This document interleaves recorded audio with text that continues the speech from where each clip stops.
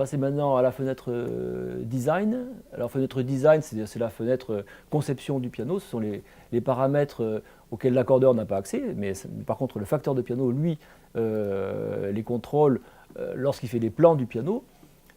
Et donc par exemple, ici, il y a un groupe de paramètres qui concerne la table d'harmonie. La table d'harmonie, donc, c'est cette grande plaque de bois qui sert de résonateur, qui transmet les vibrations de la corde à l'air. Alors, donc, si là, je reprends un son, le do du milieu, tel qu'on l'entend sur un piano normal. Si j'augmente l'impédance de la table d'harmonie, ça veut dire que cette table d'harmonie devient beaucoup plus raide et donc le son va se dissiper plus lentement, il mettra plus de temps à transférer son énergie à l'air environnant et donc il va durer plus longtemps. Donc on va voir ce que ça donne ici.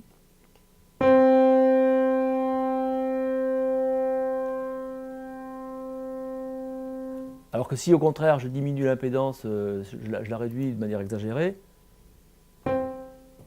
voilà. C'est comme si on avait en quelque sorte préparé le piano.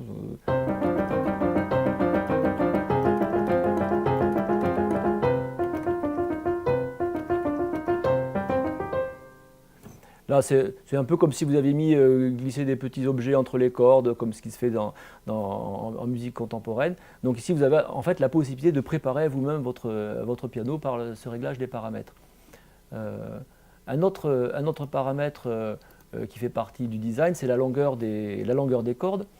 Il faut savoir que le rêve des facteurs de piano, ça a été toujours de faire le piano le plus long possible. Pourquoi?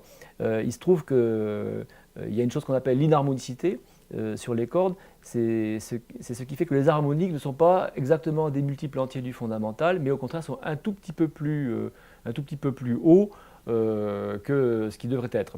Et cette inharmonicité est jugée comme étant quelque chose de plutôt désagréable. Alors qu'est-ce qui provoque l'inharmonicité? Ce sont des cordes qui sont soit très courtes ou soit très épaisses. Donc typiquement sur un piano droit, vous avez une inharmonicité élevée, et d'autant plus que le piano est plus petit. Donc c'est la raison pour laquelle on fait des pianos à queue. On a cherché à faire des pianos à queue très très grands, donc 2,70 m ou voire un peu plus. Ici, avec Pianothèque, on a la possibilité de faire des pianos de 10 mètres de long si on veut, et dans ce cas-là, l'inharmonicité est réduite quasiment à zéro. Alors, est-ce que c'est préférable ou pas à un piano de 2,70 m? En fait, ça, c'est à chacun d'en juger. C'est une question de goût, d'esthétique. On va juste écouter des cas extrêmes. On va d'abord écouter le do grave normal, puis on écoutera le do grave avec une corde plutôt courte et puis une corde plutôt longue sur le cas du piano de 10 mètres de long.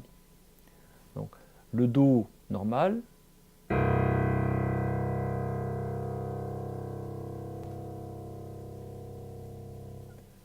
Un piano très court.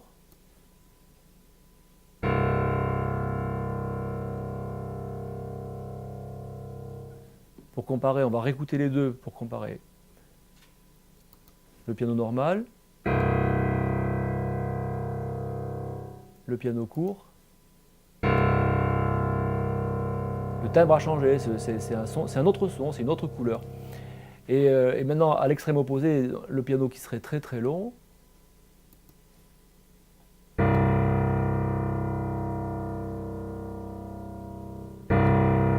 Comparé au piano court. Voilà. Là, évidemment, à ce niveau-là, ça devient une question de goût. Est-ce que je préfère celui-là ou celui-ci? Ça peut dépendre du jour, du temps qu'il fait dehors, de la musique que vous voulez jouer. Enfin, c'est un paramètre qui est accessible à l'utilisateur pour régler et concevoir son piano. Alors en fait, il y a pas mal de, si on regarde toutes les fenêtres, donc les trois fenêtres du haut sont l'innovation que nous avons apportée. C'est le premier logiciel qui contient ces paramètres-là,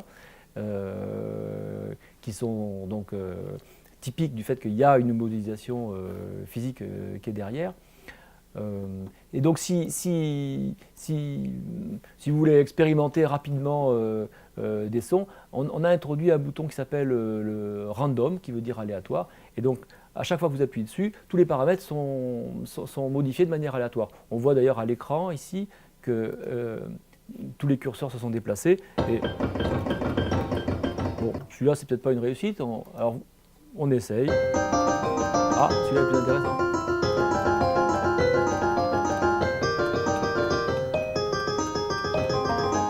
On va en faire un autre. Bon, ça fait un peu canard.